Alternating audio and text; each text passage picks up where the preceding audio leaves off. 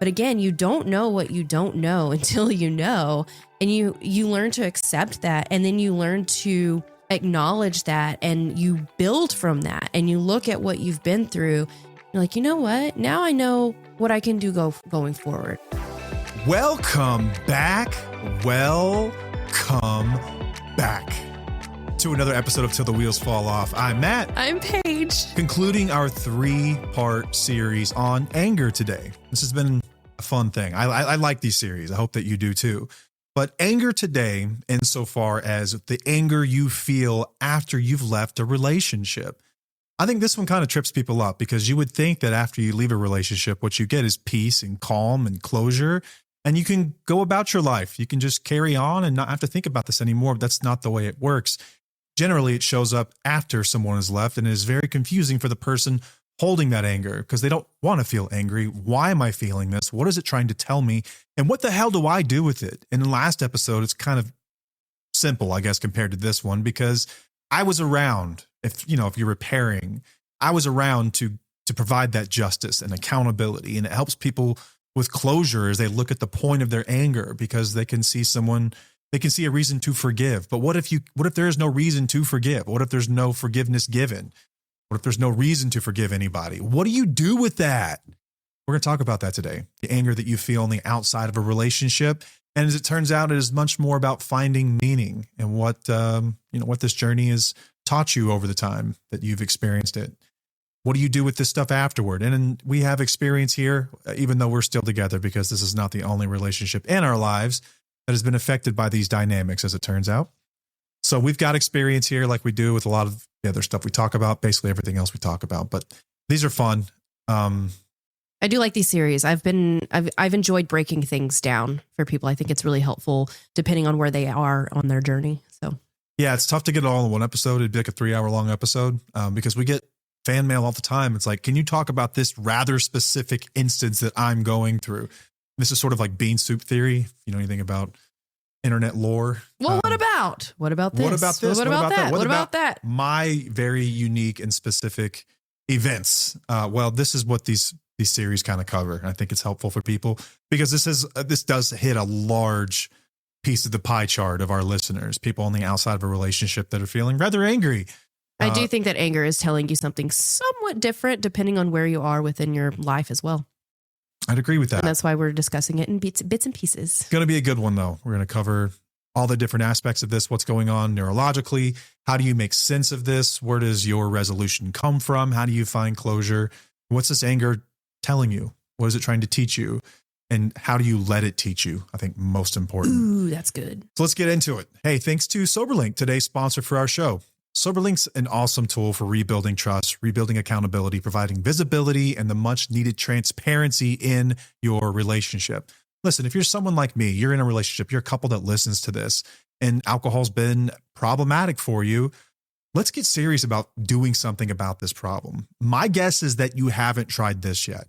I would encourage you to try everything. If you've tried moderating, if you've tried swearing off of it, if you've tried not being around it, if you've tried locking yourself in the basement so that you don't have to encounter it and you have failed, let's give this a shot. This is an awesome tool that provides real life feedback. You set up a network of people that get notified every time you use it. So if I'm out there in the world and it's noon and Paige and I have agreed that I've used this thing at noon, she's going to get an alert right away. What does that do? Well, on one hand, it provides me accountability. It's going to be harder to sneak off and go drink if I know I've got to use this thing 3-4 times a day, however many times you guys agree on. On the other side of that, it's going to provide your spouse or partner peace of mind that your words no longer can. Because trust is lost in buckets, but it's rebuilt in tiny little droplets. It takes a long time to rebuild this. But SoberLink can help because it provides real data, something they can trust. You don't want to have this fight anymore about, have you been drinking? Have you not? Let me smell your breath. Hey, pull that one out of the drawer, the breathalyzer out of the drawer, and why don't you use that one? Because you're going to argue with them. You're going to fight about it. You're going to say, why don't you trust me anymore? Let SoberLink be the bad guy. They have no problem being the bad guy here. Let them provide the data so that you can get to the real work of having these important conversations, the stuff we discuss every week here on the show, and rebuilding that trust that is so vital and crucial to the building of any relationship that matters in your life. And it's not just data that it reports. It's also got some awesome tools to make sure that the person using this thing is supposed to be. It's got military grade facial recognition technology, and it is tamper proof. And it's been hard to get into these things traditionally. They're expensive, right? But SoberLink has recognized that, and they've done something about it. If you sign up for a 1-year plan, you can now get this thing for $19 a month. That's right. You can just rent it. No longer you have to purchase the device. You can just rent this thing for as little as $19 a month. And since you're an awesome listener of Till the Wheels Fall Off, you can get $100 Visa gift cards sent to you whenever you sign up with our link. Go to soberlink.com/wheels. They will send you a $100 Visa gift card that you can use in anything you want. Apply it toward your holiday bills, Tufo merch, whatever you want. Again, it's soberlink.com/wheels. While you're online, head over to tufo.com, find out about our free Facebook community. One of the very many things that we have to offer. We've got a lot of free resources. The community is probably the most valuable of all of those. Thousands of listeners of the show come in, talk about what they're going through, share their journeys. You don't have to feel alone anymore. We have got you covered there, and it is totally free. We've also got merch, new merch, which we're terrible hosts. Neither of us are wearing right now. We've got hoodies, and we've got mine's in the washer, t-shirts, and we've got water bottles. Ooh, the water bottles are awesome. Yeah, all kinds of awesome stuff. Go to tufo.com if you want to support the show and rep the show that you listen to every single week and love. You can do that there. Or if you think our merch is ugly, but you still want to support the show, click on our social media profile, click the little link tree there, and you can buy us a cup of coffee. Give as much or as little as you like. Or if you want to give us nothing and just listen, that's totally fine too. We still love you. Makes no difference to us. But we do appreciate all the support that you guys give us. Yes, thank you. The greatest thing you could do is leave us a review. Honestly, that means everything. That's how people find the show. It becomes discoverable for other people. So if you want to pay it forward in a really meaningful way, just leave us a review. Or share the podcast with friends and family, because that's also a way to get the word out. Yeah. Because you never know who could be struggling with this. Let people know about it. If you found something from this, share it with other people. Help them find it too. Helps us, helps them. It's a great thing. All right, let's get it going, Paige. Okay, so this episode is kind of similar to what we discussed in the last episode. The last episode was about anger in recovery, when you're with somebody who is in recovery, and how that was like basically my experience and how my anger came out years later, and this is what we had to do to deal with it, and so on and so forth. This is kind of similar, except you're doing this alone, basically. It's not about rebuilding your relationship. It's the anger that's going to come out whenever you have more safety, whenever you're able to see things more clearly, you have more space to process. It's when like everything just starts to come out and you're able to recognize what you've been through. I think it was complicated when I was in a relationship with you while we were trying to rebuild it, and the anger came up because it was like you were still doing some things from like similar to active addiction. And it was just really wonky. It was really still chaotic when my anger was coming out, because I was like, why do I still feel angry? This kind of anger, I think, might be more clear. I think that people who have been outside of the relationship, when you have that anger, it's like, oh, wow. Okay, now I understand why I'm angry. You know, early on in the recovery, I'm like, why am I angry? That doesn't make sense. This is just a little bit different. But a lot of people that we work with, there's this stage that they go through after they've left the relationship where this anger comes up. And it's mainly because of the clarity that they see. But I really want to break down the things that people might be feeling, the anger that they're feeling, and why they're feeling it. Not just because you're feeling safe, not just because you're out of it, not all that, but like what is all, we're going to just go through all of these different things, different stages, different ways that it might make you feel like, oh shit, you know, I'm normal. Like I totally understand that. I hit with that. This is validating. I get that. And then we're going to help you kind of understand how to get through it and how to process it. Because like we say, you don't really get over it. You don't make it go away, but we are going to help you cope through it. Yeah. I think that you've highlighted something massive there that sort of breaks people's brains whenever they hear about this, especially if you've never actually been through it before. But you would think that the remedy to all of this anger you feel would be the dissolution of that relationship, or in our case, someone getting clean and sober and taking accountability. You would think that these things are supposed to be like, you know, like remedies. Like these things are supposed to make that go away. Like if you have a headache, take a Tylenol, problem solved. Don't have to worry about it anymore. It doesn't work that way. No, It's you have really to get to the root strange. of it. You have to get to the root of it. But also, since you've suppressed the anger for a long period of time, or things weren't changing when you were in the relationship with the anger, you know, because it's like, it's quick. You know what you're angry about, like in that moment, but nothing was getting changed. Now it's like, okay, I can see this more clearly and I can like really dig deep into where this anger is coming from and changes are going to be made. It's actually, I know that anger sucks, but it's actually a really beautiful place to be. It is part of the process. It is part of your healing process. And it is an important part of the process, which we will get through later on. Yeah, I would challenge and posit that if you think that you've avoided this, you're wrong. At some point, it will come up in its own way. Yes. Maybe you've got a special makeup that you really don't hold grudges. You don't get mad about much of anything. This will show up in a different way. This emotions buried alive never die. This will show up in some way, shape, or form. So even if you think like I'm a happy-go-lucky person, like I'm deeply spiritual, like I can make sense of all this rather easily, it's still important for you to understand and listen to what's going on and what's maybe some of the ways that your mind has been changed without you even realizing it. It's important that you really start to tune in and listen to this kind of stuff and understand it at the very least. Some people will feel this more deeply, more extreme. Some will have more of a muted experience with it, but Correct. We will all experience it. Right. In some shape or form. Yeah. And it could come out months later after you leave. It could come out years later after you leave. Like it could come out in different relationships. It can come out at some point, but it does need to be addressed. And that's what we're here for. Mm-hmm. So I wanted to talk about the shame about the anger first, because a lot of the times when we feel angry, we feel shame because for some reason in our society and in our world, we have been told that anger is a really bad emotion to have. It's negative. It shouldn't be there. Don't feel angry, which is unrealistic. We're humans. We are meant to feel angry. I do not condone being aggressive, but being angry is important because it's all about, it's telling you something. It's teaching you something. But a lot of the times you will feel that shame from the anger because you might feel like, oh my gosh, I chose this. I should be over it. Why am I still mad? Like I chose leaving the relationship. I chose to get out of this. I chose all of that. Yeah. Not choosing the past. No, we'll get down that in a minute. And saying like, I should be over it. You know, why am I still angry? But I think you need to let yourself process that. Allow yourself to feel that anger and know that it is acceptable and it's okay to feel that way.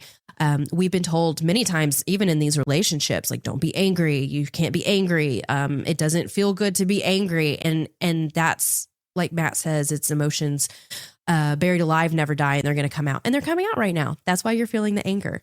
But I just wanted to talk about how the shame about anger is okay, but let's just try to like reframe that. Yeah. In addition to shame, I feel that just talking with people over the last several years that have been going through this, there's a whirlwind of emotions that are all, they're anger adjacent as well. Like there's guilt. Mm-hmm. There's regret. Oh yeah. There's a lot of other things that are floating around this. You're right. Because some people feel like it's self-inflicted.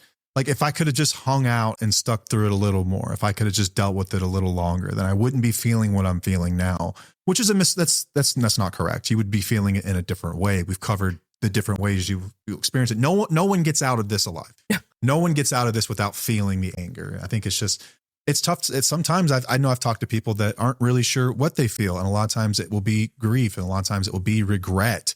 It will be shame, but these are all anger adjacent. At the root of a lot of these things is anger. Yeah. Yeah, for sure. Okay. Pick up a feelings wheel if you don't believe me. Yeah. Oh, the lovely feelings wheel. Yeah. Okay. So I kind of want to break down why you might be feeling angry, because sometimes you may feel anger and you're like, oh, I don't know why I'm feeling angry. So we're just going to break down all of the different ways you might be feeling angry or why you're feeling angry. The first one is going to be anger from clarity. So whenever you have distance from the things that have harmed you, you're going to gain some more perspective. You're going to be able to see things more clearly. You're going to be able to see your patterns more obviously, the patterns that were happening within the relationship. You're no longer going to minimize what was going on, because being an outsider looking in is you can see way more clearly than when you're in it, because the brain works that way. Like when you're in chaos, it just works in a way. Matt can just explain that a little bit later. What our brain does in these situations and why it's harder to see it when we're in it. So whenever you leave, you're going to gain more perspective. You want to add anything to that? No, I was going to say, I think that there are almost two types of this anger, where you have anger at the person that caused all of this. Like, cause you can look at it at times and be like, if they only could have done X, Y, Z, I wouldn't have had to make the decision to uproot my family and leave. And now I have to start my career over. And like, you can be really angry at them. But the other side of this is kind of what you're talking about right now, which is anger at yourself. Oh, that was the next one. This was just anger in general of seeing the patterns of what your relationship was. This is looking at the relationship as a whole, technically, is seeing, because you don't really recognize the patterns when you're in it, because it's the cycle that continues to happen over and over again. But when you're outside of it, your life. You don't really think much about it. We did an episode on 90 days and what it can do for. It's like 90 days of habits, 90 days of clarity, 90 days of removing yourself from a situation. If you can have 90 days to gain a new perspective and to see the patterns, your life will change because you can see things differently. We've had people who have removed themselves from their relationships for 90 days so that they can see what it was that they were actually in. And yeah, anger is going to surface because you're actually going to see what's going on. And this isn't to scare anybody either. Like, if you're still in it, like, because that anger is going to come out if you're in it, if they're in recovery, if you're out of it, whatnot, it's going to come out no matter what, because you're not living by your values. Like, that's really what it boils down to. When you're not living by your values, that anger is going to surface. Yeah. There's a reason we get angry. We've touched on this in a couple of the episodes before, but I think that's a really great way of looking at it, is that whenever you feel anger, a lot of times it's your mind and your body's way of saying, like, something is wrong in my environment. Someone has done something. They've crossed the line.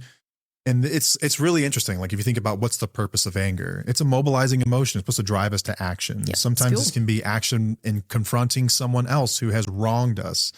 Sometimes it can be action in saying, like, my environment is not fit. Something needs to change in my environment. Nothing changes if nothing changes. And that means that I need to change. And this can drive cultural and social change. And it's really fascinating, but it's gotten such a bad rap where we look at anger like, oh, don't do that.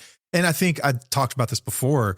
I think that a lot of the tabooness of anger and where a lot of this stuff comes from is more about how comfortable other people feel around people that are angry. I think that it makes us confront something that we don't want to confront. It's like, don't bring your problems to my doorstep. You just need to be happy. I don't want to deal with this shit. I don't need to hear about this stuff. It is a reflection of you. It's a really selfish thing that we do. Absolutely. And we're not there for people who feel angry. And, like, I'm glad you mentioned that. Listen and, like, hear them out and, maybe confront some of the things that are going on in our lives that we just haven't wanted to look at. But it's a very transparent emotion that opens a lot of doors that people aren't ready to open. And I think it's awesome. I think in a lot of ways, like, it's a really, really valuable emotion that gets overlooked and gets this boogeyman kind of label on it, and it shouldn't. Right. But see, in this anger that's happening after the fact, right? You're thinking, well, if it's not happening in my life right now, why am I angry about it? It's because it hasn't been dealt with. Yeah, there's no closure here, really. You haven't. It's really to help you gauge your values and your boundaries. You use it to set boundaries. You use it to move forward with your life. You use that anger as like, okay, what was I in that I don't want to be in again? What do I not want to happen within my life going forward? And that's, again, like a beautiful, empowering thing, because you're like, all right, I'm looking at this anger as something that's going to empower me, not set me back. It's like, what happened that I don't want to go through again? And that's going to help you set your boundaries going forward. That's what the anger's purpose within this part of your life is. Yeah, we're going to talk about purpose throughout this episode, I think. Yeah, I think so too. I think the ways that we find meaning and we derive meaning from events that happen in our lives. I think that there's one way we've always framed this for a lot of people. I say we, just kind of like colloquially, all of us, like the collective we, have said, everything happens for a reason. I guess that's one way to look at it. That's never set well with me personally. I can look at some terrible tragedies that have happened, not just in my life and other people's lives. And I'm like, for a reason? I don't know about reason here. Yeah. But can we find meaning through that? And I think that that's a much bigger exploration and personal integration of how these events shape us and how we do derive meaning from them and how they change us moving forward. And I think that's very much the case here, because for the previous two episodes that we've done on anger, there's resolution to some degree, right? I think in the first one, we can look at, okay, it's about pattern recognition. It's about stating what reality truly is. This is what your anger is trying to teach you. And the second one, it's more about closing the loop with justice and accountability and transparency and change behaviors moving forward. In this third one, it's more ambiguous. It's much more ambiguous. It's like there's no real clear resolution for this anger. Like, listen, I've removed the threat, but I also didn't get justice. I didn't get accountability. I didn't necessarily, in some degree, yeah, you do get to see, you kind of open the door that you didn't want to open. You see what things really are. You talked about how you identified this, pattern recognition and everything else. But I think that, like, we've talked about the book more times than I can count on this show, Man's Search for Meaning. And Man's Search for Meaning was written by Viktor Frankl. And Frankl talks about how we find purpose and how we find meaning through life. And he identifies 3 ways. The first one is by creating work or doing a deed. We can find meaning through our work. I think that a lot of people do this. We all do. And work doesn't necessarily just mean like what you do for a paycheck. This can be the work that you do as a parent, like that, the meaningful work of a relationship, which is kind of the second one. It's by experiencing something or encountering someone. This is experiential values. This is about the meaning that we derive in personal and interpersonal relationships. We love people and how we raise children. But the third one is the most interesting. I think it's the most powerful thing that came out of Man's Search for Meaning, which is by the attitude we take toward unavoidable suffering. And this is, I think, what Frankl discovered more than anything, the most profound part of Man's Search for Meaning was that it's the last human freedom to choose the meaning that we derive in our suffering. Unimaginable suffering. This is a man that was in a concentration camp. And how do you derive meaning from that? And it's a beautiful way of looking at things. I think that the Stoics have talked about this as well. Marcus Aurelius, I was reading Wisdom Takes Work, Ryan Holiday, a very, very good book, by the way, which maybe I'll cover in one of my own episodes at some point one day, but talks about Marcus Aurelius's famous quote, "The impediment to action advances action. What stands in the way becomes the way. The obstacle is the way this is oftentimes paraphrased." And so when we look at anger without resolution, without justice, without this closed loop and this nice little packaged, hey, here's everything. It's difficult because what you're going to have to do is figure out, what is this trying to teach me for the next 20 years of my life? What lessons did I learn here that will shape me? How can I integrate this as part of my character and the way I look at my values, and I set relationships and boundaries and clarify my life and what I don't and what I do want and don't want moving forward. And that's much more the story here. It's much more existential in that regard. Right. It's about shifting your perspective. And it's what we try to do within a lot of our episodes as well, is to help people just kind of shift their perspective on, like, this didn't happen to me necessarily. It's like, well, what am I going to do with this, and how do I move forward with it and building that resilience? Yeah. It's like, did it happen to you or did it happen for you? Yeah. And you get to make that choice. Right. And a shift in that perspective really does make a difference in your healing. And it's not about forgiving. It's not about forgetting. It's not about any of that stuff, or like completely accepting everything. Or like tolerating or whatnot. It's really just looking at it as like, okay, what can I do with this and move forward with that? Yeah. Like something we've talked about from day one here is like authenticity wins. Like, I hope that something that's always come across is that, like, what you see here is what you get, like with us anyway. Mm-hmm. It's like, we are what we are. Like, we're not putting on a show. This isn't performative. Like, these are our real thoughts. This is stuff that we think, and it lands or it doesn't. And if you don't like us, like, okay, if you do, cool. That's great too. I think what's really interesting to me, and like one of the coolest things that I've witnessed, is that, like, in the beginning, our thesis was like, let's just teach people to live authentically. Like, that's something I think that we've done well. If there's one thing we can show people, it would be that. And I think that that's where this becomes really integral to your healing, is that you have people take this thing that they never wanted. Like, I never wanted any of this shit to happen to me. I never wanted to have to leave a relationship or go through that shit. But here it is, and now it's part of my journey. And how do you make them proudly accept that about themselves and integrate that into their lives moving forward? And how do you have that create meaning for them moving forward? And anger is just a part of that. A lot of times it's the first sign that you get that, like, kind of taps on the window at night, and it's like, hey, guess what? There's something you need to look at a little harder over here. And you may think it's something small to avoid it in the beginning, but it becomes such an integral part of your story as you move forward.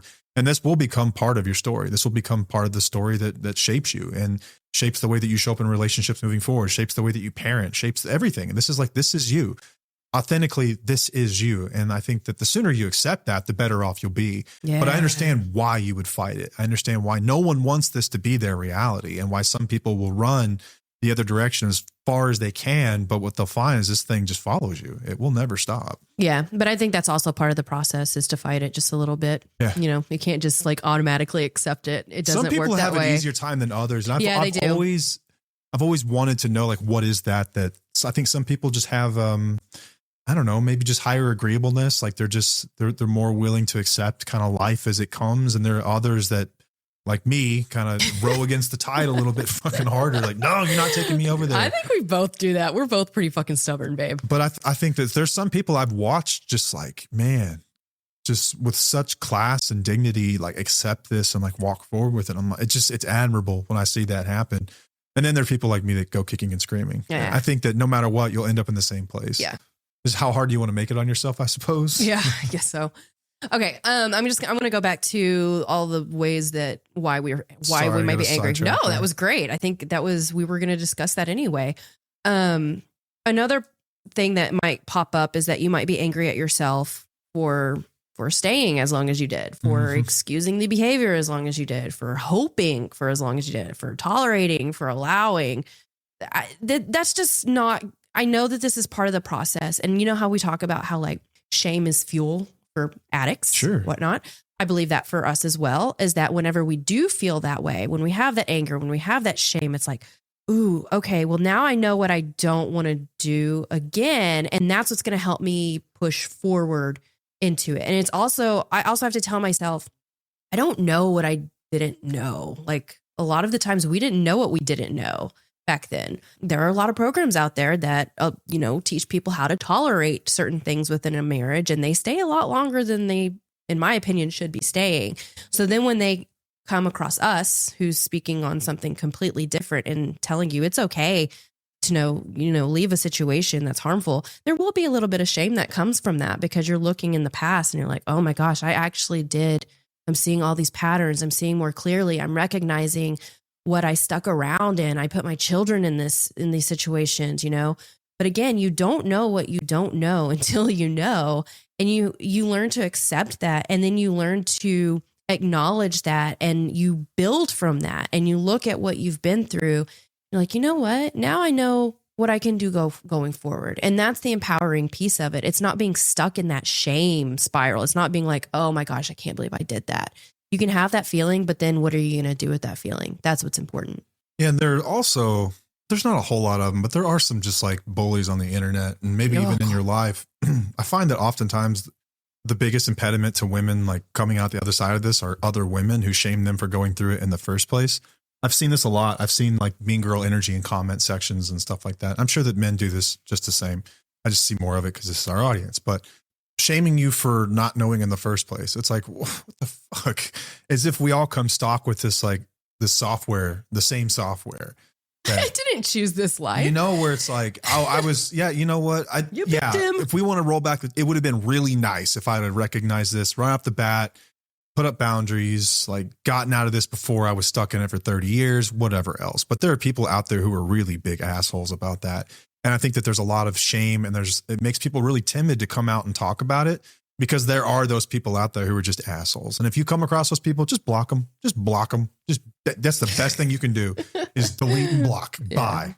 Goodbye. You're damned if you do and you're damned if you don't. I've learned that. As long as you're living authentically, you'll realize that. Yeah, it's like, okay, can we agree that the best case scenario is that we didn't go through it in the first place? Sure. But the next best thing is that once you recognize it, you have acknowledged it, done something about it. And like, learn from it, man. We should never, ever beat someone up for what they didn't know. Builds up your resilience. And I can probably speak for 99% of the people that get in these relationships. Do you think that we got into these knowing that our partner lied to us, that they were great at manipulating us, that they were awesome at like sugarcoating and also love bombing and all? Like, this stuff wasn't discussed when you got into these relationships. Like, we know more now, even as a society, what's going on within these relationships. So I just don't like when people are like, well, you knew what you got into, because no, you don't know what you got into.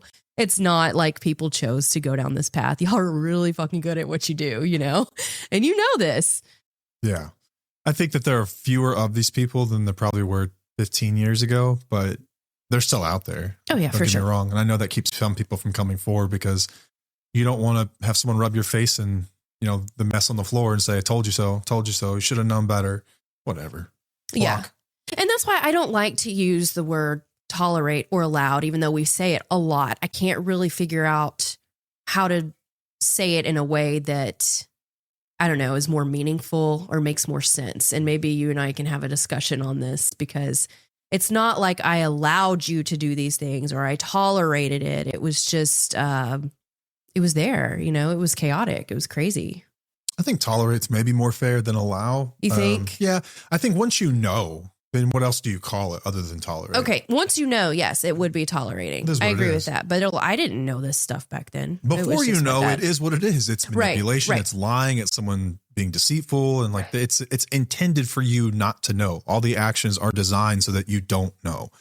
What else do you call that? You were, but someone running game on you. Basically, if you're angry at yourself, I think that's part of the process. I really do. I don't think it is a bad place to be. I think it is part of just going through it. Just don't stay there too long. You're going to, once you get into once we discuss on how to get through the anger or whatnot, it'll help you get through that piece of it. But I think that it's important for us to go through that. It's important for us to acknowledge that, because it's going to help us move forward and actually build resilience and, build healthier relationships. Okay. The next one that I wanted to go through is you might start to be angry about the lies. You're, like I said, you're going to see more clearly outside of the relationship, and you're going to recognize it. Oh, wow, that was a lie. Oh, that was a lie. Oh, that was a lie. Oh yeah. This just starts to float to the surface. It does. And you'll start to triangulate the different stories that were possibly floating around, or people start to come out of the woodworks with things that they knew behind your back. You'll find out a lot of times, you'll find out about mistresses and stuff like that, but you'll also find out about where someone actually was, or the real depth of what was happening. I see this a lot when people split up, and let's say that the person who has a substance problem moves out, and then you start to you go through a spring cleaning, for instance, and you start to find all of their hiding spots, and you start to realize how bad this really was. Mm-hmm. And then you start to get really, really pissed off. Yeah. At them, at yourself, at the entire situation, at everyone. Yep. Anyone that comes into your orbit is catching shit. You're about to catch some strays, man. Yeah. Yeah. But it's important for you to acknowledge that, again, all of this stuff is so important for you to go through and not shove it down. You need to feel that anger, because you don't want to go through that again. Lies. We've talked about this so much, and I've tried so hard to just throw it out there so much, is that the lies really do mess with your sense of reality, and they harm you so much in your future, in your relationships with others, your relationship with your kids, your relationships with yourself. The lying is very, very impactful. So yeah, we should be angry about that. We should be angry that people have lied to us, especially our most intimate partner, the most important relationship in your life. Yes. Be angry that you were lied to. Yeah. These are the people that had all the passwords. These are people that had the keys to your heart. Figuratively, I'm saying, not the actual passwords, but anyway, maybe they do. But these are the people who had all your trust, and they've broken it. And that is the ultimate betrayal, right? Yeah. And you're going to see this more clearly when you're outside, when you're out of it. When you're in it, you don't see it as clearly, because again, the toxic cycle is there. There's lies, there's love bombing, there's this sense of peace, the honeymoon phases, and then it comes back in full circle. We talk about the toxic cycle actually in our program.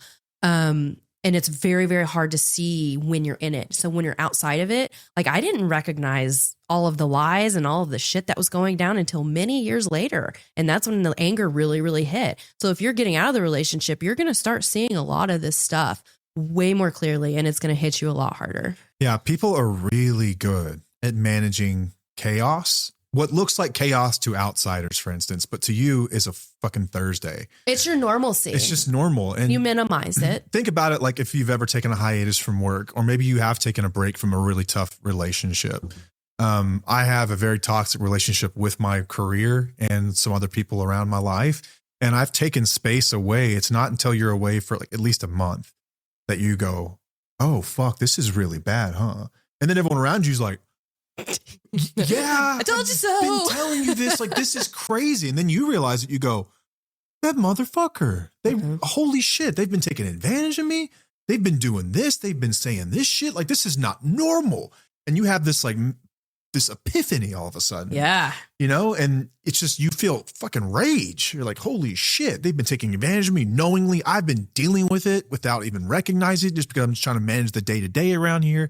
And you become so attuned to just managing chaos that you don't realize how bad this shit has gotten. Yeah. And speaking on your experience, because this just kind of like, this made me think, with that anger that you had, the rage, once you removed yourself and you're witnessing it, it doesn't help you to go back to that person and tell them while you're angry, right? Like that doesn't even, you've finally recognized a pattern that, or a cycle or whatnot, that you can't do anything to make them see the harm that they've done. No, and they're going to be really unwilling to admit any of that stuff or take accountability for it or anything else. Oftentimes they equate time passed to an apology. So if you do come back to them, my experience, and what we're talking about is a family member of mine who struggled with a lot of this stuff and represents every one of the toxic dynamics that we talk about. Check every box, every single one. And in times when I've had space and I'll go back and like, you think maybe it's safe now, maybe some things have changed. I've changed. And so we assume that maybe they've changed too. But remember, these are emotionally immature people that are not doing the same inner work that you've been doing for all these months. You've been changing, you've been exploring, you've been trying to make sense of this and find meaning and purpose. And you've really been taking accountability for your role in your own suffering. They haven't done any of this shit. None of it. Not a fucking bit of it. They may claim they have. None of it. With words. So when you come back, what they hear is like an olive branch kind of thing where it's like, oh, they're admitting that they're wrong. And then I knew I was right. They're not, they have learned nothing. Like when you go back, you're going to be, you take yourself back to square one. Yes. It's like you show up thinking that we're in a different place because you are internally, but remember, they haven't changed. Connection takes two people walking toward each other. If it's just one person chasing after the other all the time, looking for that accountability or looking for that maturity or that growth, you are not going to get it. Like, what does their pattern say? For the last 40 years of my life, this person has not done this, but here I am fooled every fucking time when I show back up thinking that they're changed, and they're not. And if there's anything, they've gotten worse. Maybe they've just gotten worse over time, not better. But you're not able to see that clearly until you remove yourself from that situation. Yeah, you remove yourself from it and you start to see it for what it really is. And then you do get upset. And then you grieve quite a bit too, because you're like, grief. This sucks. Like, this is my life. And that comes to like really resonate, and you'll be watching a movie or be out in public and you'll see like people connecting, whether this is like mother and son or like a parental relationship, or it's spouses or children and like parents. And you see people just connecting at like a really natural, like deep level. And you start to get pissed. It's like, what the fuck's so rotten about me that I don't deserve that? Like, that I can't get that. Like, what's going on with me? What can I change? And then you start to explore more. What can I change about myself to get that? You start to look at the different ways that you can bend and change yourself, or like, remove some boundaries or values so that you can have that. And when you start to sacrifice chunks of yourself over and over and over time until there's nothing left. That's what the ultimate result of doing this. But what I can tell you on the other side is that when you do remove yourself from it, one of the first things, you're going to feel sadness and then grief, and then you're going to get fucking mad. You're going to stay mad for a while. And then you kind of have to find a way to process meaning. Like I talked about earlier, hinted at, like with the Frankel stuff and the Marcus Aurelius stuff, like that becomes the way. As you start to find meaning and like, what is the ultimate lesson here? What was this really trying to teach me? What is this? How does this, okay, if I can't have that relationship, then how can I apply this lesson to other relationships that are worthy of all that time and energy and everything else? Okay, let me ask you this. You went back to this situation multiple times throughout your life. Countless times. Was it during, which phase was it during? Was it during the grief phase, the anger phase, or the sadness phase? Like, where do you feel like you needed to get past in order to not go back to that cycle? I can deal with anger pretty well. I'm pretty good at anger. Anger is something that I can feel pretty deeply. And then I'm really good at, like, one of the first concepts that I really became familiar with over a decade ago was like acceptance is the answer. And this is very much like the obstacle is the way kind of thing. And I was really good at finding like my meaning through anger. The grief was by far the hardest thing. But going back, when you were going back into that cycle, what phase do you feel you were in? Oh, when you go back, I should have listened to you harder. I'm No, sorry. it's You okay. already asked me that. Yeah. No, it's okay. It's exactly the same question. I would have a question. So when I go back, what phase am I in? Yes. When you had gone back multiple times to that specific relationship, to that specific cycle, were you in the anger phase? Were you in the grief phase? Like, were you sad? Where do you feel like you felt like you needed to go? Because you said you felt like they were changing because you were changing. So you would go back. You assumed that, right? Where do you feel like in your healing process or whatnot, where were you? Were you angry or were you in your grief and like sadness? In those moments that I had gone back, I was in a really like collected and I think peaceful state. Okay. Because I had I had processed through all of those things, through the anger, through the grief, through all of it. Mm-hmm. And then when I go back, I'm like in a very peaceful, content state. I'm like, I'm in a good place right now. Maybe it's time that I can go back and like, see how everything's going. Ooh, okay. And so it's like, once I've gone through all this, it's almost like drugs and alcohol relapse. This is the insanity of it, right? Yeah. Right. I've done this more fucking times than I can count, where I've gotten on a substance. And then coming off a substance sucks. Like, you go through the withdrawals, you go through the pain, you can't fucking sleep. And just about the time that you're finally sleeping through the night and you're able to get through the day, you're like, maybe I should just try that out again. I think I'm okay. I think I can handle this. We got this. That's exactly it. It's the same fucking that's what thing. I would do, is once I had made peace with all of it, then I'm like, hey, like, I've learned a lot. And I'm like, I don't know why, but instinctively I want to share it with them. I want to see what they've learned. And then they will do what they do. They will show you why you walked away in the fucking first place. And then you will get mad beyond your wildest dreams at yourself, at them. And it starts over. God damn it. It starts over every single time. So what happened to get you to the point of saying, I'm not going back to that cycle again because I have more clarity now than ever? Oh, I'm a slow learner. I don't think you're a slow learner. For me, it was like having to see it 100 times. I know. I was an outsider looking in. I wish I had a better answer than that. I wish that I had some answer. I was like, I was walking through the woods and I had this. No, it was just it was touching a hot stove so many fucking times that I burned my fingerprints off, to where I'm like, that's bad. I don't need to be doing this anymore. It's just pattern. I had to see the pattern for what it was. I am a slow learner. I am empathetic. I want to extend an olive branch. I want to have a relationship with that person. And it's like, there's something that drives me, and like feeling like I hate feeling like people are mad at me. And it's like, I don't want to be the bad guy in people's story. I don't want to be the villain necessarily, like I want people to like me. I feel like it's always my job to take the lead and repair. I feel like it's always my job. This goes back to being parentified as a kid. This goes back to like we've having had a to be whole the responsible episode on that. Yeah. And so like, I think people do this in their day-to-day relationships too. There's usually like a responsible one who's always making the peace. And then there's this other one who's always being the pain in the ass. And my guess is you're like me. And so you're always going to try to make that peace. But it's just a matter of being burned enough times before you're like, oh my God, this is ridiculous. But you could just take my word for it. That's what I'm saying. I've done the work for you. I can tell you how the story ends. How it's going to end. Yeah. And it's not good. Yeah. In my experience, I've seen this work for other people.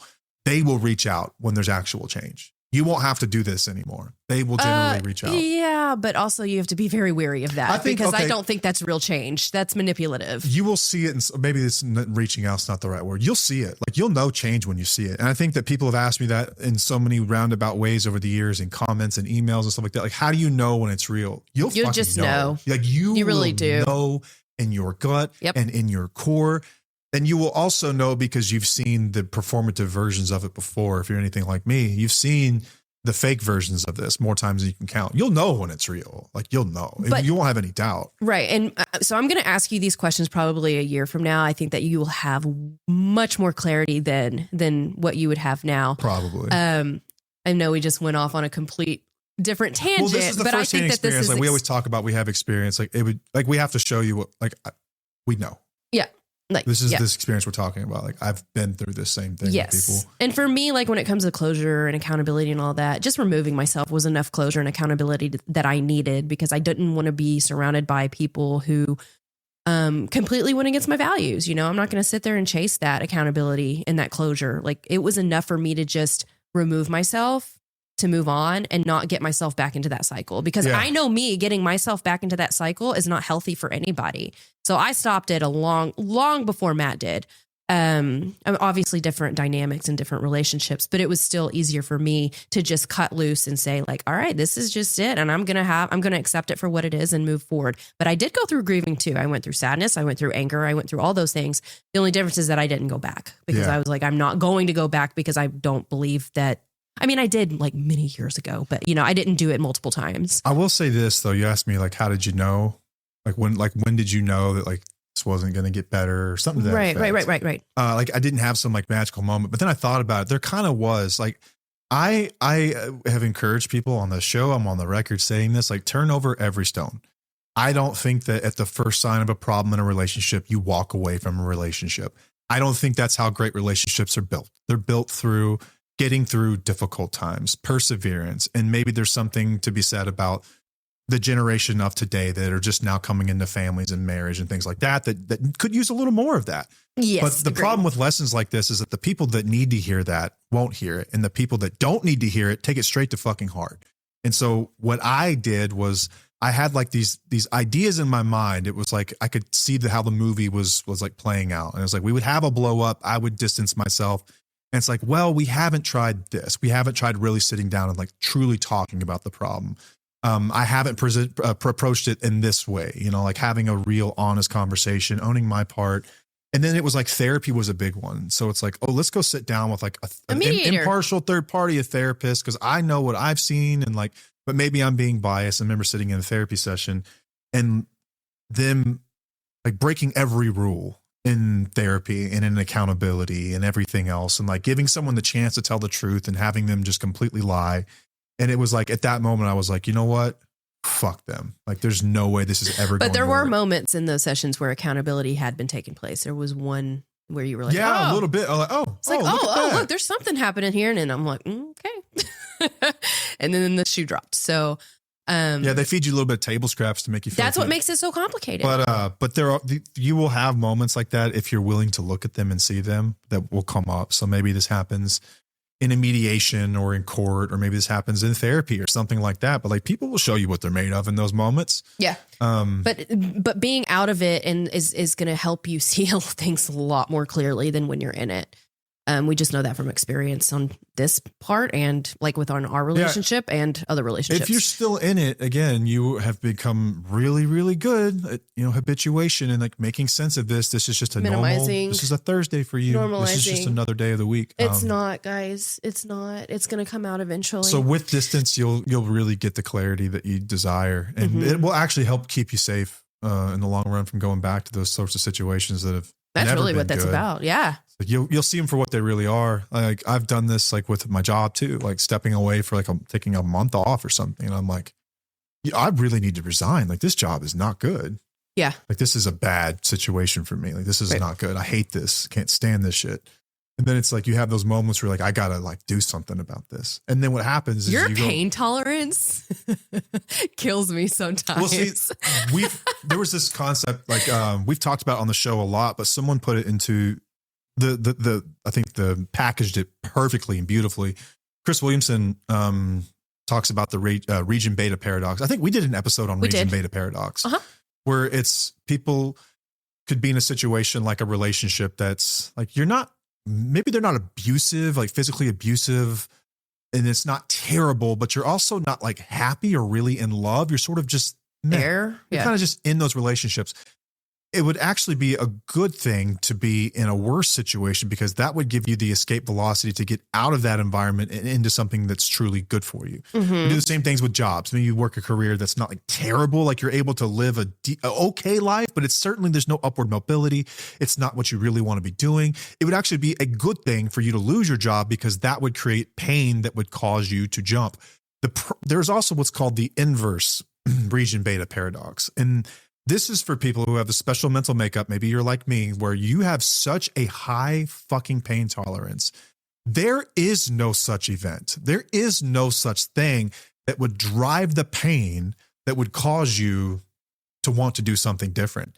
You have a special mental makeup where you will just find a way to keep trudging, to keep packing on the weight, to keep walking through the mud, taking less and just plugging along. And there is this dangerous sort of person.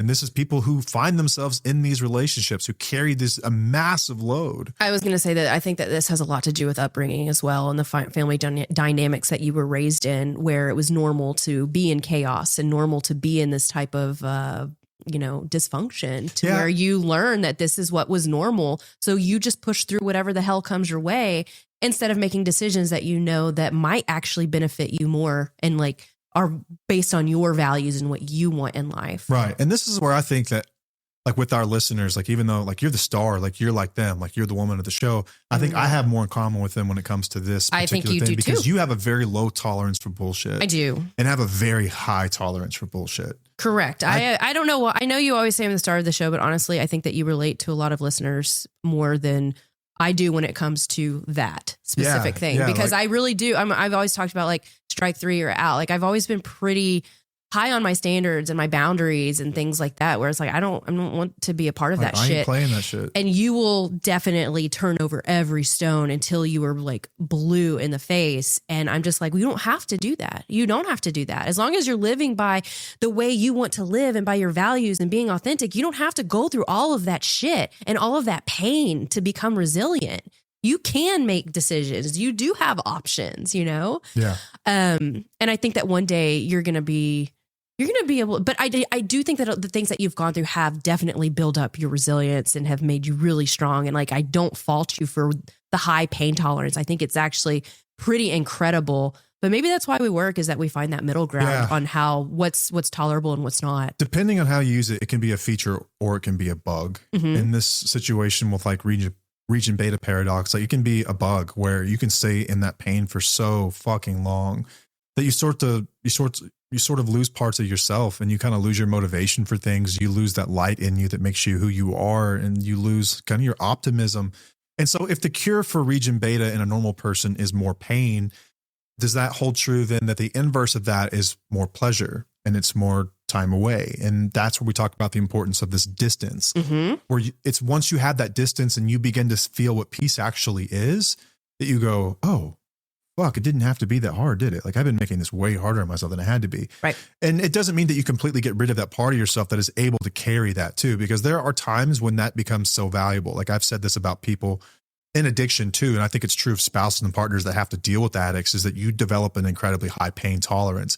What I've discovered is that when it comes to work ethic, you can't outwork people like me. You can't. Good luck. You won't do it. Like, I will literally work for 2 or 3 days with like no food. I don't care. I will get the job done. I love that feeling. I love working. I will outwork people, and I take pride in outworking people. I can grind and I can hustle and I can do all that shit. And I can talk about it 24/7, and it does not faze me. Work-life balance was the biggest joke in the world to me for the first like nearly 30 years of my life, where it's like, no, like that's clown shit. No, you work. You work. And then maybe when you're a few years before you die, you can enjoy it. But I am not fully wired that way. But I love to work. So I do have a great work ethic, but I know when to stop. Yeah. But that same part of you that makes you able to withstand that kind of pain also makes you able to withstand intense emotional pain that comes from relationships. And this is not where you want to apply this stuff, guys. It's not. No. You will get railroaded and run over. And I'm telling you, on the other side of it, it is so much more peaceful. Yep. Okay, I'm going to go through these a little bit quickly. We kind of got on a side tangent, but I enjoyed that conversation with you. I apologize if y'all can hear this dog snoring. She has been making noises over there. Our little dog, little Boston Terrier, has this like little donut that she lays in. It's like this little bed. It's a little dog bed. She drags it. She won't accept that she's on the other side of the room. And so she like drags it over here next to us. And then she just snores the entire episode. And I think the mics pick it up. I can't really tell. I don't know. She just has to be near us. It's really cute. It's funny. Okay. So we talked about the anger about the lies. The next thing that you might have anger on is lost time. So years of being in survival mode and in chaos, and a life built around around their addiction, around all the chaos, around all the other things that, it's just like the minimum, and that's usually just grief. You're going to go through the grieving process about the lost time that you've been through. I grieved that. I went through some of that. This was very, I think all 3 of the episodes this is probably part of that, right? Mm-hmm. Where you look at the lost years, the lost time, and time that you'll never get back. Like, straight up, you will never Well- get back, but probably more painful in this third instance, because there is no, like, without finding meaning through like what we talked about with like the Stoics, what they have to say, or Frankl, what he says about finding purpose in this. Like, it really was, you could look at it and say, like, with me and you, it's like, well, yeah, but the payoff was that, you know, we're still together, and like it was for not all for nothing. Well, on the other side, in the beginning, if you're rather cynical about it, you'd be like, this was for nothing. I didn't have to go through all that. And like, what was it for? Like, I didn't get there's no payoff, because we oftentimes look at relationships like an investment. That's how we've talked about the sunk cost fallacy of relationships, where there are so many of you that stay in your relationship just because you've invested time. Yeah. And I've literally heard, and I've read the messages where it's like, we've been together for 20 years. I'm not giving up now, but it's been shit for 19. Like, what are you holding on to? Like, what are you valuing here? Like, what is the investment payoff? And that's how we look at it. We look at our time must have a payoff. Like, I'm not going to give the most valuable resource in the world for nothing. And so when you start to look at like the quote unquote lost time you get from going through all this shit, dealing with it for all these years, and then on the backside of it, you don't even have the thing that you invested in. It's like, oh, fuck. Yeah. It does become a deeper search for meaning, and there is still meaning there that is every bit as powerful as the other avenues that you take to get to this place. But I think it's probably a more prevalent sort of anger that pops up, more common too. Because you did go through some form of this as well. Yeah, I did. I also went through grieving of what our lives could have looked like as a normal couple, you know, like being able to have a drink on vacation or sitting on the patio, doing things like that. And I went through that. I talked about this on the show a couple of years ago. I was like, yeah, I was really sad that, you know, it didn't turn out the way that I thought our relationship should turn out. But now I'm like, damn, I wouldn't trade any of that for what we have now, because we have something that's built on honesty and trust, and look, we're helping other people and things like that. So yeah, I went through a lot of that grieving process, but also it's very similar to those in active addiction whenever they hit recovery. Like, you went through a process of grieving as well, of like, I lost a lot of years, you know, I did a lot of things that I wish I wouldn't have done. Think about how much further along it could be if I'd started all this stuff in my early 20s as opposed to, you know, my late 20s, early 30s. But again, you don't know what you don't know until you know, and then you use that as fuel to push forward. But I do think you need to feel those feels before you actually start to make changes and accept what has happened. Yeah, it's a normal thing to grieve this sort of stuff and to process it. But until we have a time machine, you shouldn't be beating yourself too much over something that you can't fix right now. So how do we make meaning out of this? How do we find the purpose of it and move forward with it? All right. Another one that some people may feel angry about is that there's a double standard, like where there's endless compassion expected of your, you know, ex-spouse. Their behavior is explained all the time and your reactions are pathologized. You know, that's partly why our show is here, is to help you feel validated and acknowledge the things that you're going through are real. And it's not super simple or cutthroat, you know? But there aren't very many programs or spaces out there that acknowledge that your reactions are normal to what you're going through. So you're going to come out of this and you're going to be like, damn, you know, I've spent so much time focusing on their behaviors and having compassion for them and giving them, you know, space for what it was they were going through. And then ignoring your thoughts and your feelings and your emotions and what you were going through. You're going to have some anger from that. Mm-hmm. Yeah. Again, the world likes to look at quick remedies. We love the idea of like these binary ideas where like, oh, you have an ailment, here's something for it. And so when it comes to this problem that you have, which is your relationship, well, you should be better now because you're out of it. Like, what do you stop with all this shit. Like, no one wants to hear it. No one wants to hear you cry and whine about all this. Like, it makes people really uncomfortable. Again, like it's more about them than it is you because you're experiencing very normal emotions. But it's oftentimes like it's uncomfortable for people to have to deal with this like angry woman syndrome, where it's like, I don't want to have to deal with your grief and your anger and your disdain and your, you know, this all these complicated emotions and things like that. But they'll look at the other person and be like, well, now they're going to die. Now they're like, they have nothing to live for. Like, now you've taken everything. And there's so much compassion for the other side of this a lot of times. And then like these people will also, I've been there and like, there's let you in on this. Like there are people that go to like meetings and like 12-step groups and things like that. And like they will sit there and cry. People will cry with them and for them. Like, oh my God, they've lost everything. Like, oh my God, how do you continue on without looking at the other side of that? And like that pain is also very valid. Not to say that theirs isn't, but like yours is too. It is a weird double standard kind of.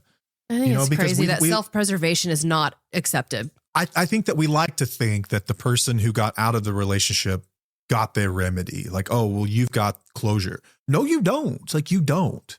Very seldom do people really feel great about leaving those kinds of situations. Over time. Some do, but I wouldn't say it's common. Right. All right. Another one is going to be anger about the aftermath. So co-parenting issues, financial damage, family systems that still protect, your ex. There's going to be a lot of things that come into play that just from your relationship that it's going to make you feel angry. Like the co-parenting thing. That's hard. There's a lot of people who don't want to remove themselves from these situations because the co-parenting situation is going to be even more complicated to deal with. But there are people who get through it. I will tell you that. There are people that get through it. Some amazing stories. Yeah, there are people that get through it, man. And like, this is a road that no one really wants to walk down, right? But this is when, like we talked about SoberLink being a tool, like there are a million tools and family courts toolboxes that can keep your children safe. That's one of them. Like you can also have plenty of grounds around what custody looks like. But I think what sucks is that you're right. The anger that like, I have to do this. Like I have to keep managing this problem. It's doable. And I think you have to choose your hard here, right? Some people choose the hard, and not saying one's right or wrong, but like some people choose the hard that like, it's easier when they're within arm's length and I don't have to share the custody, like with my kids. I don't have to split up our retirement. I've worked my whole life. He's been out of work for 10, 15 years. Like I'm not giving this shit up. I'm not giving him half. And so you choose that hard. For other people, they choose the hard. That's like, co-parenting sucks, but it's a whole lot better than this other shit that we were doing. Yeah. At least I'm free. At least I can, have a relationship with someone else one day. I can get free from this toxicity. I can start to figure out what normal feels like, what safety feels like. And so they're both hard. Yep. Pick your hard. And if you haven't tried this hard, maybe consider it. Yeah. Okay. The last one that I wanted to talk about is that and I kind of talked about it earlier, is that you might feel angry because you're finally safe, because a lot of the times in these relationships, you're not allowed to have anger at all. Like they will shut you down anytime you're angry, which is what you discussed too, because it's more about them than it is about you and your anger. So now when you're out of it, you're having room. You have room to actually feel those feels. You have room and safe spaces to actually let it out. And it's going to feel really awkward and it's going to suck and it's not going to feel good, but it's going to be very important for you to go through that process. Yeah. And that kind of goes back to something that we've talked about in a nebulous way through probably all of our episodes, is that people in these situations don't want to be victims. People that have really been victimized don't want to be victims. I know that there's a lot of shit given to like the internet and like how people want to pathologize and act like victims. People who are victims don't want to fucking be victims. Nope. And so there are a lot of people that go through this on the other side of it, don't want to deal with any of this shit. They just want to walk forward. Like they don't want to identify as someone who's had to heal. They don't want to have a healing journey. They don't want to have to do any of this shit. It's usually the people that haven't been through the shit that want to do that stuff. Oh my God, it's so true. So when I started going to therapy, whenever you were about 4 years sober, it was a trauma specialist. And I was like, I didn't have trauma. Like, I don't have trauma. I don't know what you're talking about. Like, I'm just depressed. I just have anxiety. I have panic disorder. I have all this stuff. You tried to internalize it. I did. I was like, I didn't want to be a victim. I didn't want to say that I had trauma.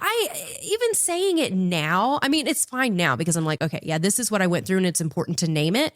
And it's important to say that, yeah, I was a victim of something.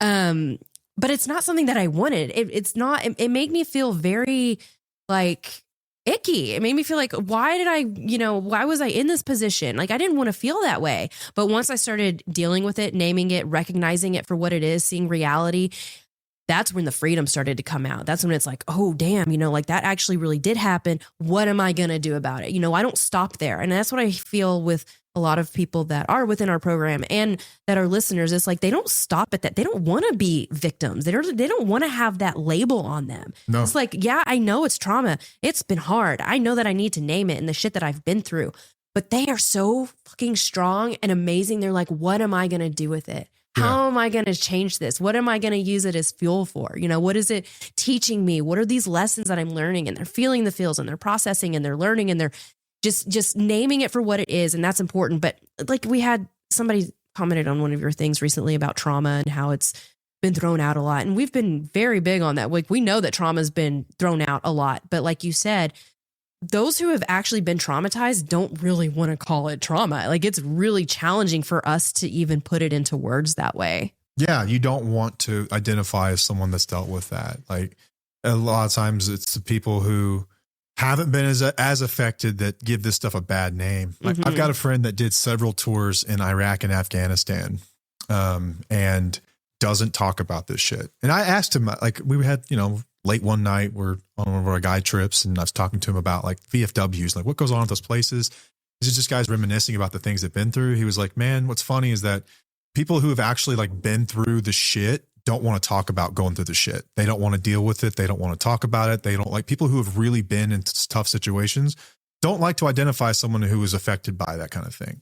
I think it's kind of similar to what we're talking about here, where people who have really gone through that kind of shit. Well, it was really challenging for me to talk about this stuff for a while. They don't want to make that shit their whole personality. No. They don't want to like identify with those kinds of problems. Well, earlier when we had started this show, and it was kind of challenging to talk about these things because I didn't fully acknowledge the damage that had been done, and it's hard for people like me to go through that. Now I'm fine with it. Like I've accepted it. I know what I've worked really hard to like heal those wounds and go through it and stuff. So it's really easier for me to talk about it. Yeah, but still, I think that for you, and I think this is true for most of the people listening to the show, is that they would much rather consider themselves like a survivor. Than someone who was a victim. Yeah.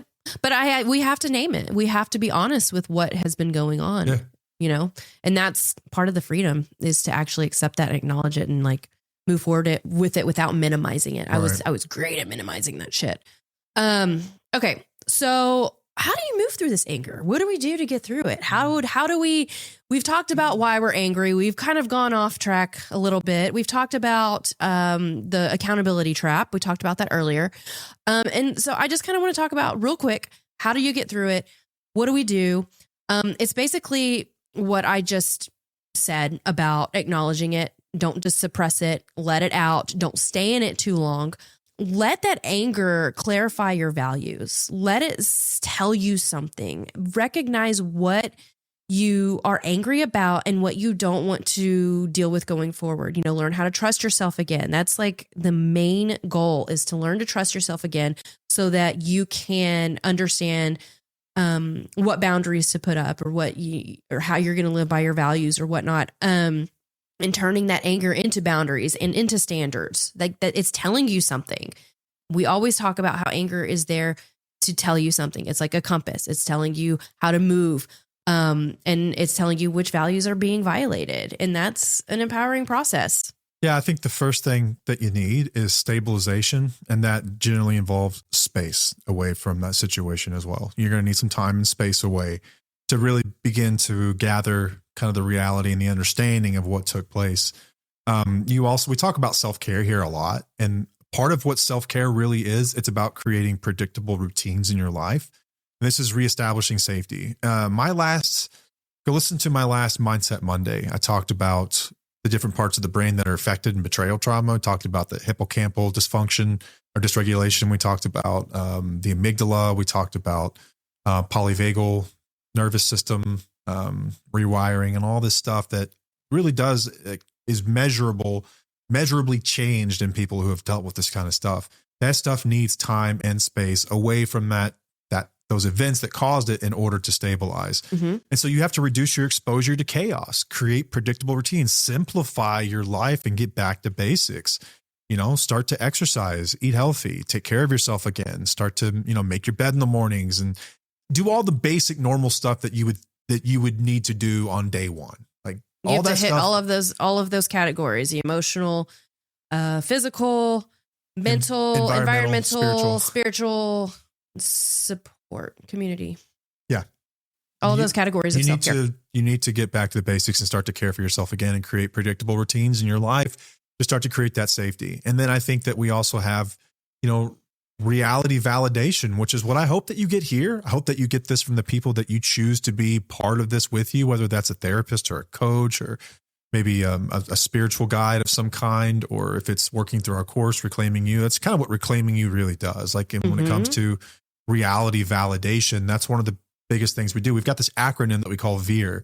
And the first thing we do is we validate people, and then we educate people, and then we empower people. And then you show us what recovery looks like for you. You know, it's just, it's a not so clean prescribed path. It's a little bit different for everyone with the same basics. But the first one is stabilization and validation. Yeah. In our program, we help you learn how to trust yourself again. And you're also going to be surrounded by people going through very similar things. And it's important whenever you go through that anger phase, to have some supportive people around you who have been there and understand exactly what you're going through. During our calls that we have on Wednesday evenings with Matt and me, or Matt or me, and then the people going through the program, when people start going through the anger phase, I start to get a little excited underneath it. And I know that sounds really bad, but it means that you are going through the process in an important way, and you are utilizing the tools to get you through it. And you're learning how to live by your values. You're learning about your boundaries. You're learning about all those things. But that's what that anger phase is just really important, to be surrounded by people who are going through something similar. Yeah. People have different paces at which they get to the place where I would say that like they're on their way to what the next 20 years of their life will look like and what it will be based on. But like, this is not a quick process. This is not something that will happen in 90 days. This is generally like the true integration of this takes years. I think that the first year is like when a lot of this work takes place. And then after that, it starts to make a little more sense every year that follows. But I think a year is a decent time period for like the integration of this stuff. And we talked about like the stabilization of your environment. That takes months and months and months and months to get used to. And then the reality validation piece of this thing, where you're no longer like, when you're now naming clearly and honestly what really happened and beginning to write your own narrative without editing this stuff for fairness or protecting anyone else or anything like that. Like saying this harmed me without immediately softening it and having your experience mirrored by other people that get it. Like, this is very important when we talk about neuroscience here with your hippocampus. This is the part of your brain that really organizes memories. And this is your filing cabinet for all the events of your life. This is when you start to recreate a true coherent story for your mind. And this is what the path of healing will look like for people who don't have a clear, like, justice outcome, like you would, like for what our outcome was. You will have to start to, you'll have to validate yourself in a lot of ways. Validation closes the "was I crazy" loop, I think, that runs through your head over and over and over and over. And then sort of like phase 3 of this is meaning making without justification. This is kind of what we talked about, like Frankl. I think when I read Man's Search for Meaning, the most powerful takeaway was that meaning is not something that you receive, it's something that you create. And this is your own meaning that you create from your experiences. And it's a beautiful thing. This is what carries people through life, having gone through difficult experiences. And this is when you start to do that. And you start to integrate this into your identity as you reconstruct your identity. And then you will, another part of this that I didn't mention, we talked a little bit about, is the grief that you will feel. You will have grief and you will not get the benefit of reconciliation. We did a episode long ago with Dr. Diane Boss's work on complicated grief, grief without a resolution. That's going to be part of this. But I think the overarching goal of this is to create meaning and purpose, being authentically okay with what you've experienced and walking forward. You will not necessarily be grateful for it, but in a lot of ways, you'll be grateful for the lessons that you learned along the way. Like, of course, there are better ways to learn lessons like this, but I think that it's through our most difficult times that we really figure out like what we're made of and how we make the best of this stuff and how we walk forward, because you can't just quit. You don't get to quit.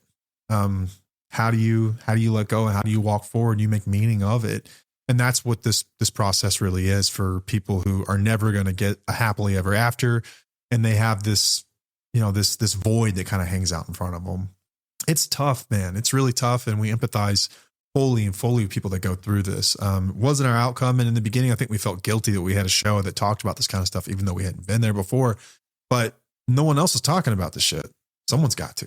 So we'll be your voice. And we do have experience with it, just in different relationships. Mm-hmm. And I know that there are levels to this shit and maybe it's a bit different, but I think that it's applicable, right? I think that you can find meaning in this any way you choose.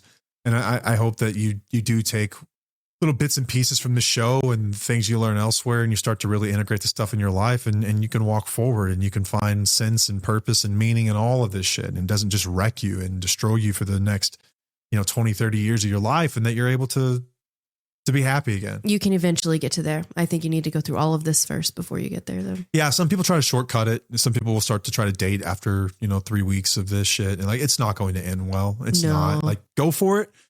Good luck. It's not going to end well. You show up in a relationship with things that are unhealed, and you will fuck that person up too. Yeah. It's kind of a selfish way of going about healing, because you're not going to be able to show up for them in the way that they would deserve. You can't show up for yourself yet. But people do it. They try. Good luck. That's all I would say. But just lessons learned. Yeah. That's how some people, if you're like me, you learn shit the hard way, and then it is what it is. But I think it's all we've got for this one. I think that concludes our anger series. I hope it's been helpful for you. I hope that you've got some answers to some of these anger questions. And as we look forward in the next year of content, this is a topic that we will probably revisit. I would like to do it again with a guest. I'll find an expert on anger, someone who really helps people integrate this stuff, and goal is to have more guests on this next year. Really would love to do that as we kind of gain new perspectives. And thank you guys for all the feedback too. Recently, we had an Instagram story.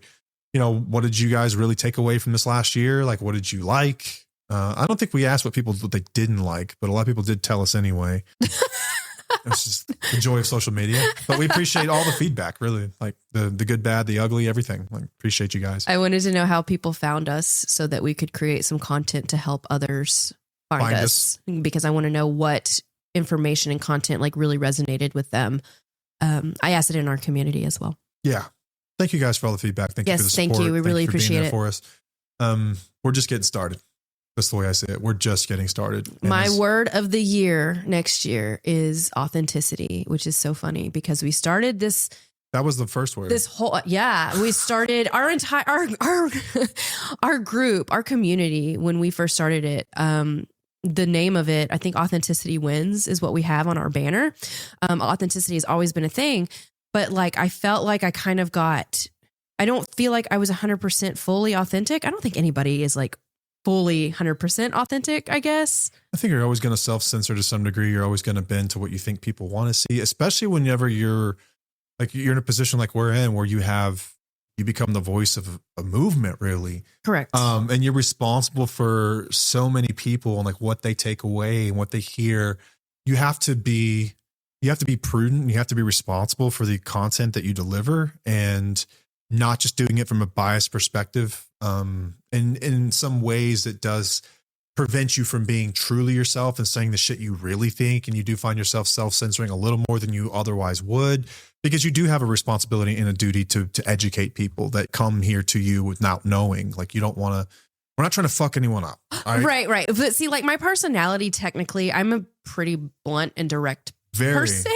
And I've held back a lot, which is not a bad thing, because I'm an observer as well. Like, I need to observe things before I become blunt and direct, or how I'm going to approach things. But next year, I just want to be more authentic with who I am and have more lessons in some ways, to where if I am more blunt and more direct and maybe I need to scale it back, I need to learn it. I need to learn in order to be like, I need to put myself out there a little bit more in order to learn. And I felt like I held myself back, and I have held myself back a lot. So next year, I just want to be more authentic. That's really where my word is going to go in everyday life, not just in the show or whatnot. Like, I just want to be real. I want to be me, because being real and authentic is like, it's very comforting to me, instead of trying to tiptoe around what other people want. Right. I don't have a word yet. I'll think about it, or a resolution necessarily. I really just want to take this thing to the next level. Like, I read this book called Going Pro, and it talked about, like, if you're serious about something that you're doing, like, you really have to take the time to be great at it. It won't come by accident. And you can have a really half-assed something that you could sort of enjoy, or like, I don't have a speed like that. I'm either all in or I'm all out. So like, all in. And like, so what does like being pro look like? Like, booking more guests and like really coming prepared every single week for for episodes, and having like doing the reading was supposed to be doing behind the scenes. Like I've really slacked on my reading and research and things like that. Partly because of the holidays, but that's just, it's because I also have another full-time career outside of this that takes a shitload of my time managing a big business. And so, like really wanting to focus in on this stuff. And we may change our cadence back too as well soon. Yeah. And we're talking about that, releasing more episodes. I know that. Yeah, this is my dream though. And I'm doing like what I think I was created to do here. And so I want to get better at it. And I want to make sure that you guys are getting something from it as well. That's what I want to do this next year. I don't know what that looks like yet, but we'll talk about it more as we kind of discuss the end of year, next year's plans. I think it's important that we reflect on the last year. All of us will I have not done that yet. Like an end of year review kind of thing. Like we've done the past couple of years, and talk about some of the high moments, low moments, like what we'd like to do differently. I think it's important that you guys do the same stuff. And we talk about some of the funny stuff, and, thinking about having our editor, Matt Freight's, on as well to talk about some of the stuff behind the scenes. Haven't fully fledged it out, but stay tuned. Some form of that will come. Yep. All right. That's all we've got. Until next time, I'm Matt. I'm Paige. And we'll see you. Bye.